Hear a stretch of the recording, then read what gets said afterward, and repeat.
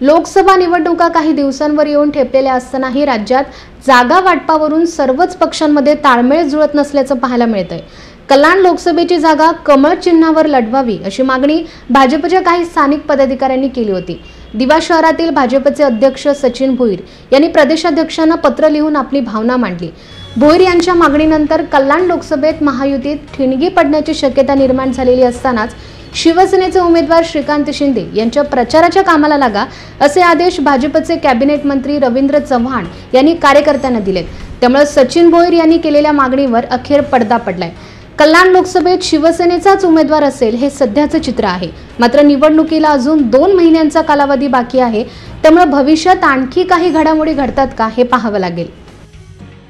या संदर्भात सांगेन की हा मतदारसंघ जो आहे हा वर्षानुवर्ष उजव्या विचारसरणीचा असणारा मतदारसंघ राहिला आहे।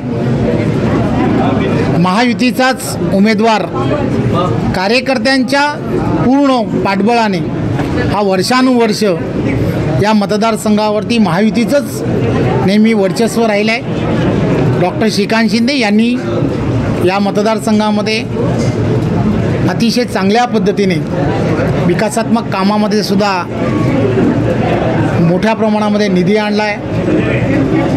एक डॉक्टर म्हणून वैद्यकीय क्षेत्रामध्ये सुद्धा त्यांनी या मतदारसंघामध्ये काही वैशिष्ट्यपूर्ण अशी कामांना खऱ्या अर्थाने सुरुवात केली आहे। त्यामुळे लोकांमध्ये अतिशय चांगला हा प्रतिसाद आहे आणि मला खात्री आहे की आमचे सर्व कार्यकर्ते पदाधिकारी महायुतीचे सर्व पदाधिकारी या मतदारसंघामध्ये डॉक्टर श्रीकांत शिंदे यांना विक्रमी मताने विजयी करतील।